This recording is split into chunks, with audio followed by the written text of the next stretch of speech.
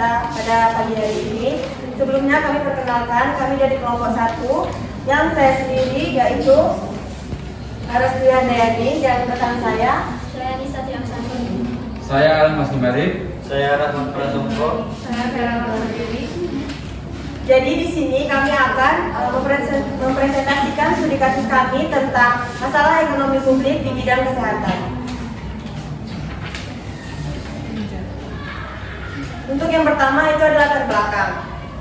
Sektor kesehatan merupakan salah satu pilar yang paling penting dalam kehidupan di masyarakat, dengan dampak yang paling besar untuk kehidupan dan produktivitas suatu negara. Di Indonesia itu sendiri, akses terhadap layanan kesehatan terbagi menjadi dua kelompok besar, yaitu mereka yang tergabung di kelompok BPJS dan mereka yang tidak tergabung atau bisa disebut dengan non-BPJS.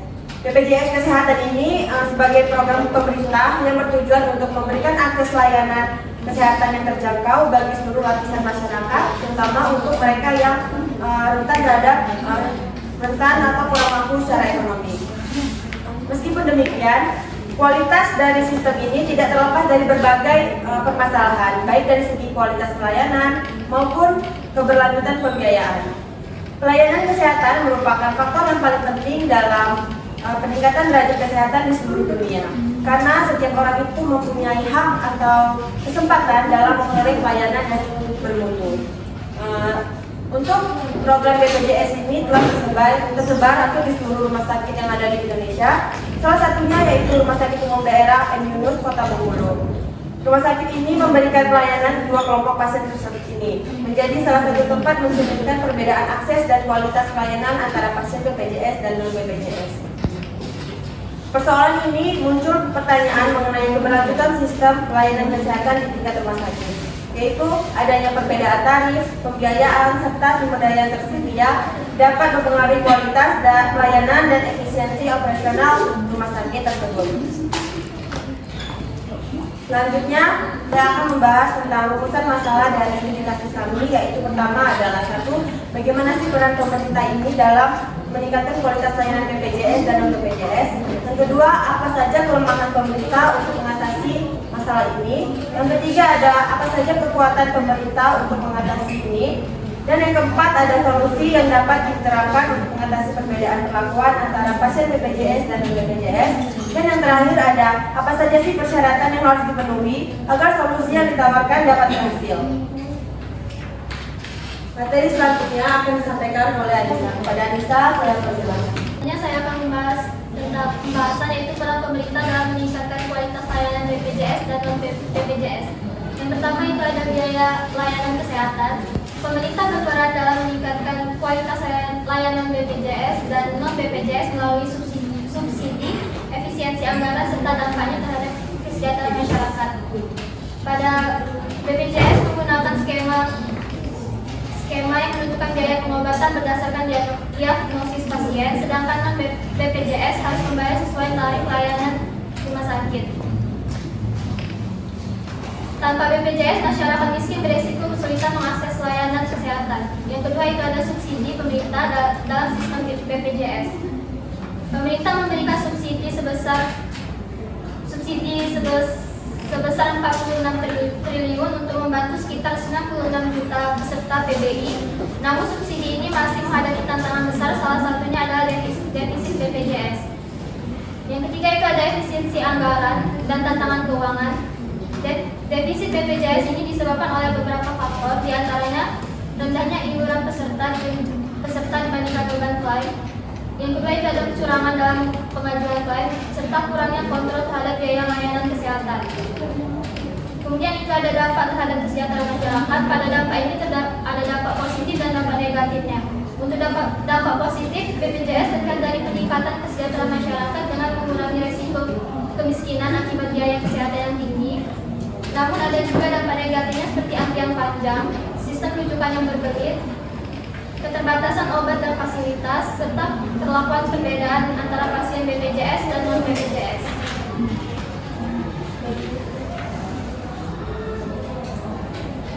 Dampak negatif ini dapat menurunkan kepuasan pasien terhadap sistem BPJS dan membuat sebagian masyarakat enggan menggunakan BPJS meskipun mereka terdaftar sebagai peserta. Jika Jika tidak segera diperbaiki, masalah ini dapat mengurangi efektivitas BPJS serta program jaminan sosial yang inklusif serta memperburuk ketimpangan dalam akses layanan kesehatan di Indonesia. Itu saja saya memberikan kepada moderator. Baiklah, materi selanjutnya tentang kelemahan pemerintah akan disampaikan oleh rekan saya Alan. Kepada Alan, saya persilakan. Terima kasih kepada moderator.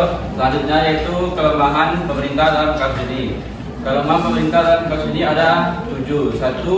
Kurangnya pengawasan terhadap kualitas pelayanan. Pemerintah belum mampu mengawasi secara optimal kualitas pelayanan di fasilitas kesehatan yang bekerja sama dengan BPJS. Banyak pasien BPJS mengeluhkan antrian panjang, keterbatasan obat, serta perbedaan perlakuan dibandingkan pasien non BPJS. Akibatnya, praktik diskriminatif terhadap pasien BPJS masih sering terjadi tanpa sanksi yang jelas. 2. Defisit anggaran dan ketidakseimbangan keuangan BPJS.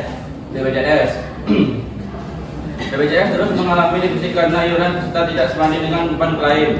Pada 2019, defisit BPJS mencapai 15 triliun BPJS Kesehatan 2020. Pemerintah belum menemukan skema pembiayaan yang efektif untuk memastikan keberlanjutan BPJS, terutama untuk kelompok penerima bantuan iuran PBI yang iurannya ditanggung negara, tetapi seringkali tidak cukup untuk menutupi biaya layanan kesehatan mereka.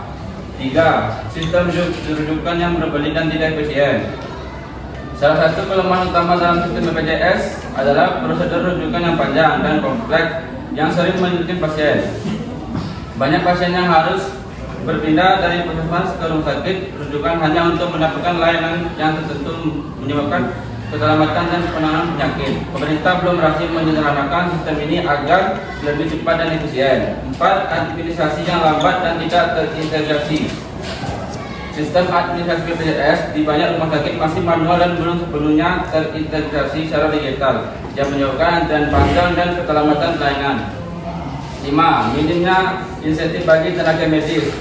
Banyak tenaga medis mengeluhkan bahwa tarif yang diberikan BPJS melalui skema INA CBGS masih terlalu rendah dibandingkan biaya operasional di rumah sakit. Hal ini membuat sebagian dokter dan perawat kurang termotivasi untuk melayani pasien BPJS dengan optimal. 6. Ketimpangan fasilitas kesehatan antara daerah dan kota besar.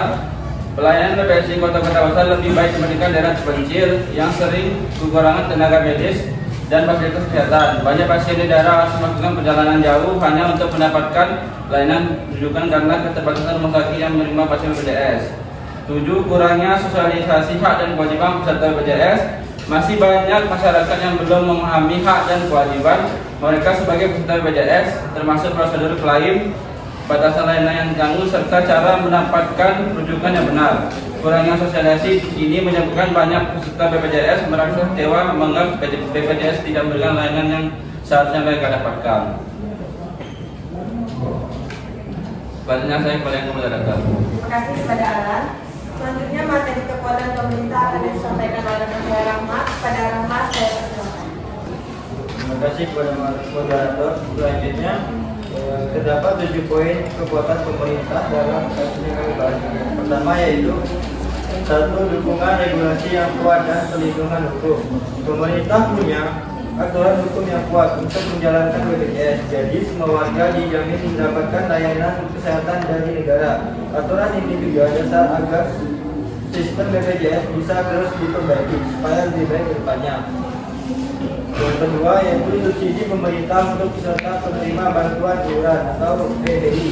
Penerima bantuan pembayaran iuran BPJS bagi masyarakat kurang mampu melalui skema penerima bantuan iuran PBI. Pada tahun 2023, pemerintah mengalokasikan dana sebesar 46 triliun untuk membantu 96 juta peserta PBI, menunjukkan bahwa pemerintah setuju ingin semua orang bisa mengakses layanan kesehatan. Yang ketiga, sistem rujukan yang terstruktur untuk meningkatkan efisiensi. BPJS punya sistem rujukan agar pasien bisa mendapat perawatan di tempat yang sesuai dengan kebutuhannya.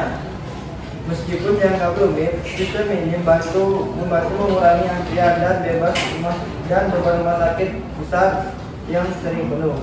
4. Peningkatan infrastruktur dan digitalisasi layanan kesehatan. Pemerintah terus membantu dan meningkatkan fasilitas kesehatan, terutama di daerah terpencil.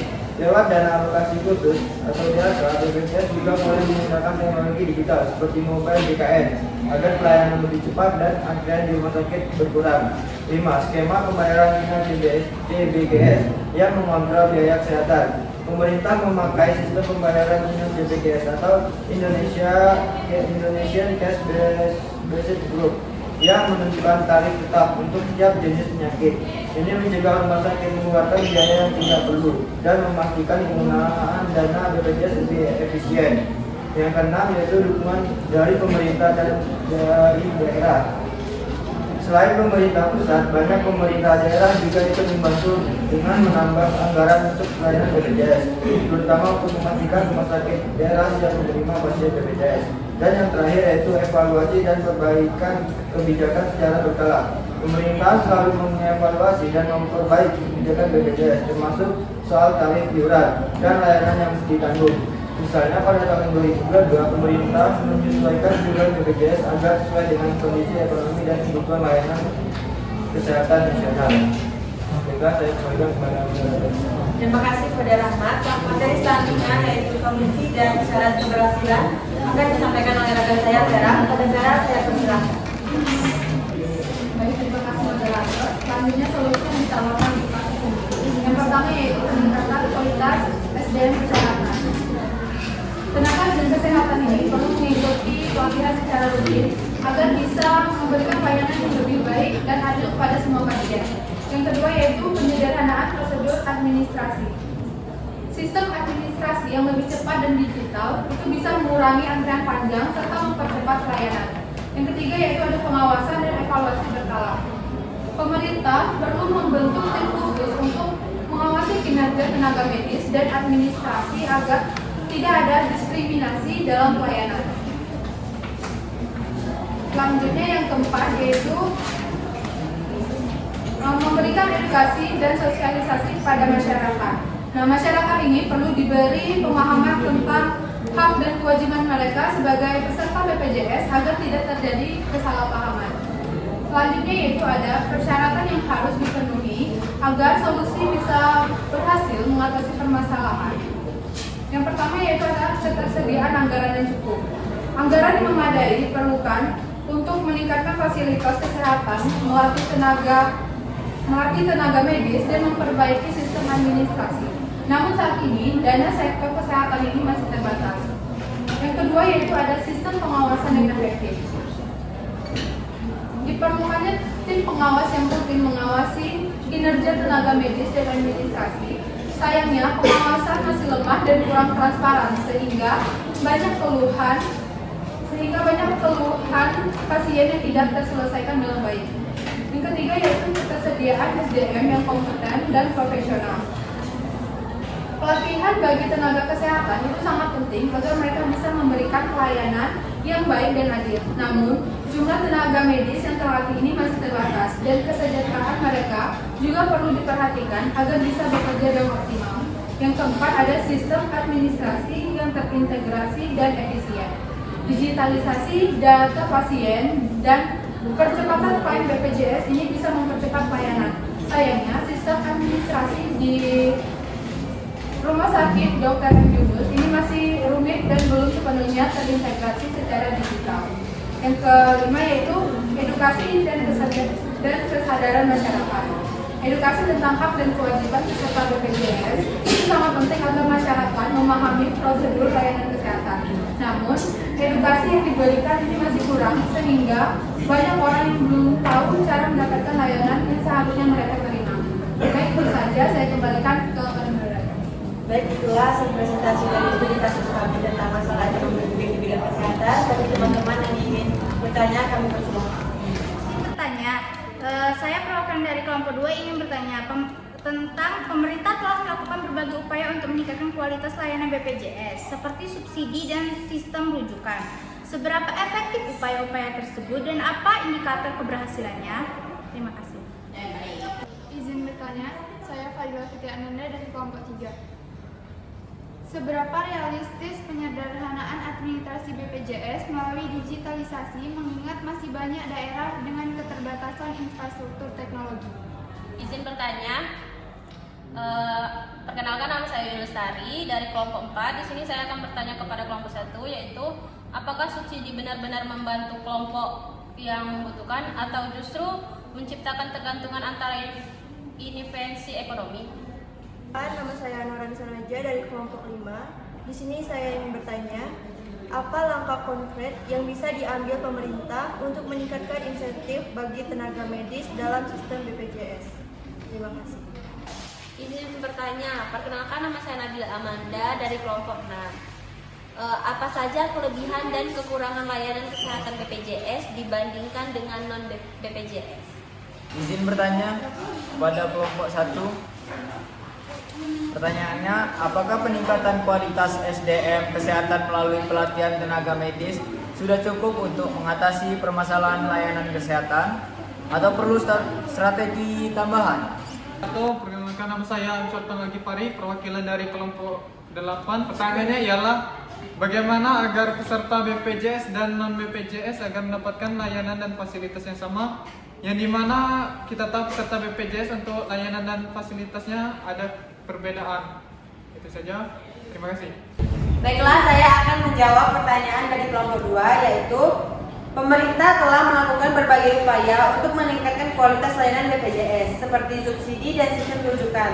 Seberapa efektif upaya-upaya tersebut dan apa indikator keberhasilannya?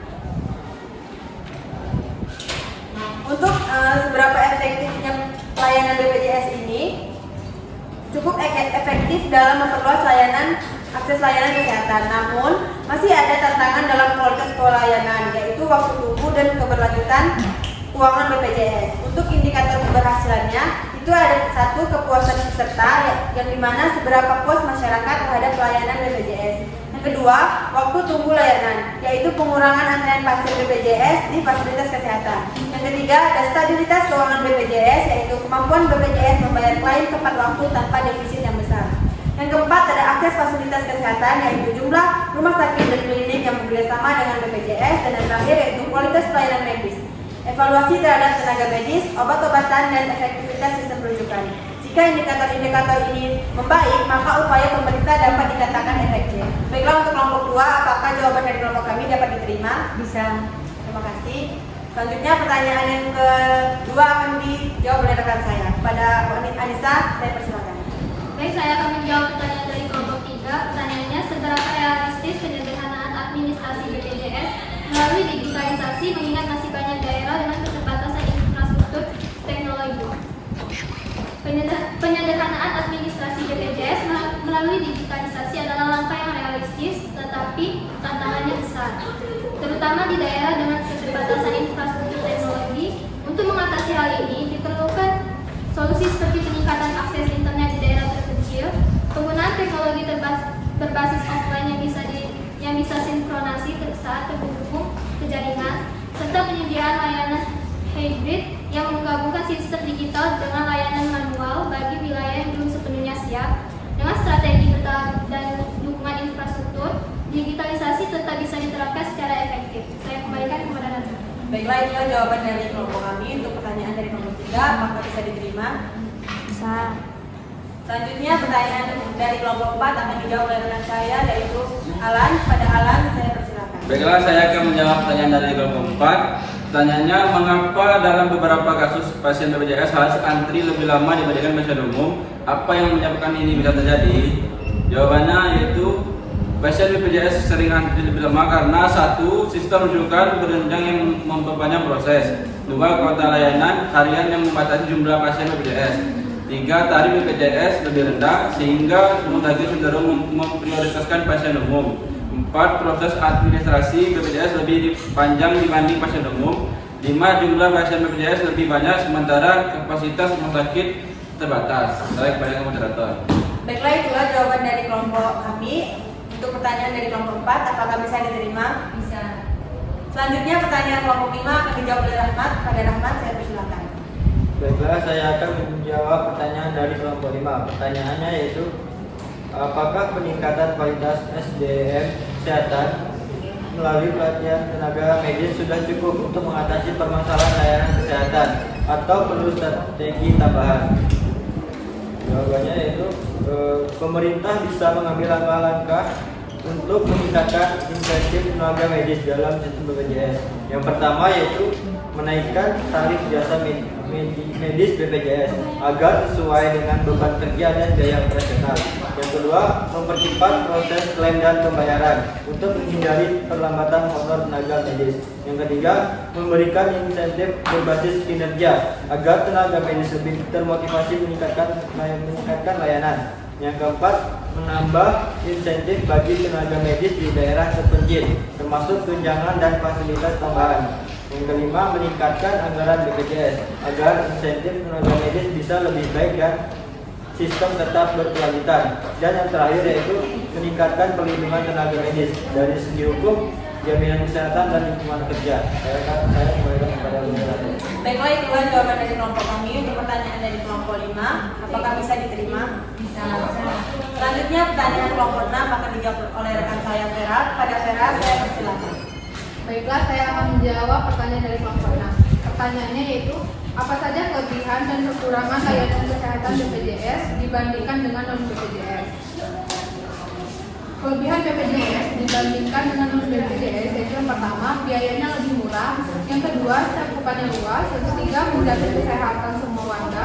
Dan yang keempat, menanggung penyakit yang sudah ada. Selanjutnya itu kekurangan BPJS dibandingkan non-BPJS. Yang pertama, anggarannya lama. Yang kedua, fasilitasnya terbatas. Yang ketiga, administrasinya rumit. Dan yang keempat itu pelayanannya bisa lebih lambat. Baik, itu saja. Saya kembalikan ke moderator. Baik, itulah jawaban dari kelompok kami untuk pertanyaan dari kelompok 6. Selanjutnya, pertanyaan dari kelompok 7 akan dijawab oleh rekan saya Anissa. Kepada Anissa, saya persilakan. Baik, saya akan menjawab pertanyaan dari kelompok 7. Pertanyaannya, apakah peningkatan kualitas SDM kesehatan melalui pelatihan tenaga medis sudah cukup untuk mengatasi permasalahan layanan kesehatan atau perlu strategi tambahan? Peningkatan kualitas SDM kesehatan melalui pelatihan tenaga medis memang sangat penting, tetapi tidak cukup untuk sepenuhnya mengatasi permasalahan layanan kesehatan. Beberapa strategi tambahan yang perlu dipertimbangkan itu adalah yang pertama, peningkatan infrastruktur kesehatan, kedua, distribusi tenaga kesehatan yang merata, ketiga, sistem manajemen dan administrasi kesehatan yang efektif, empat, edukasi dan pencegahan penyakit, dan kelima, yaitu dukungan kebijakan dan pendanaan. Jadi selain pelatihan tenaga medis, strategi tambahan ini sangat diperlukan agar layanan kesehatan itu lebih efektif dan merata. Saya kembalikan kepada Rata. Baiklah, itulah untuk jawaban dari pertanyaan kelompok 7. Apakah bisa diterima? Bisa. Selanjutnya, pertanyaan terakhir akan dijawab oleh saya sendiri, yaitu pertanyaan kelompok 8. Yaitu, bagaimana agar peserta BPJS dan non-BPJS agar mendapatkan layanan dan fasilitas yang sama, yang dimana kita tahu peserta BPJS untuk layanan dan fasilitasnya ada perbedaan. Untuk memastikan peserta BPJS dan non-BPJS itu mendapatkan layanan serta fasilitas yang sama, beberapa langkah itu bisa diambil, yaitu standarisasi layanan. Yaitu pemerintah harus menetapkan standar pelayanan kesehatan yang sama bagi semua pasien terlepas dari metode pembayarannya. Yang kedua, ada subsidi lintas sumber, yaitu penggunaan subsidi silang dari peserta mandiri dan asuransi lain untuk meningkatkan kualitas layanan BPJS. Tiga, peningkatan anggaran kesehatan, yaitu pemerintah perlu meningkatkan alokasi dana kesehatan agar fasilitas dan tenaga medis cukup untuk melayani semua pasien dengan optimal. Yang keempat, ada peningkatan kapasitas rumah sakit, yaitu menambah fasilitas, tenaga medis, dan infrastruktur agar tidak ada diskriminasi layanan. Dan yang kelima, ada regulasi yang ketat. Pemerintah harus mengawasi dan memastikan tidak ada perbedaan layanan yang merugikan peserta BPJS. Dengan langkah-langkah ini diharapkan semua pasien baik BPJS maupun non-BPJS mendapatkan layanan yang setara dan berkualitas. Itulah jawaban dari kelompok kami untuk pertanyaan kelompok 8. Apakah bisa diterima? Bisa. Baiklah, untuk kesimpulan pada PPT kami kali ini, yaitu BPJS Kesehatan menunjukkan penting dalam memberikan akses layanan kesehatan bagi seluruh masyarakat Indonesia, terutama pada kelompok yang lemah, ekonomi yang lemah. Namun, sistem ini masih menghadapi berbagai tantangan seperti kualitas layanan yang belum optimal, defisit anggaran, sistem rujukan yang rumit, serta minimnya intensif bagi tenaga medis. Perbedaan perbedaan perlakuan antara pasien BPJS dan BPJS menunjukkan bahwa masih ada ketimpangan dalam sistem kesehatan. Kasus di Rumah Sakit Yunus Bengkulu menjadi contoh nyata bagaimana pasien BPJS menghadapi antrian panjang, keterlambatan penanganan dan keterbatasan fasilitas medis yang dapat berdampak serius pada keselamatan pasien. Itulah materi yang dapat kami sampaikan. Kami akhiri. Wassalamualaikum warahmatullahi wabarakatuh.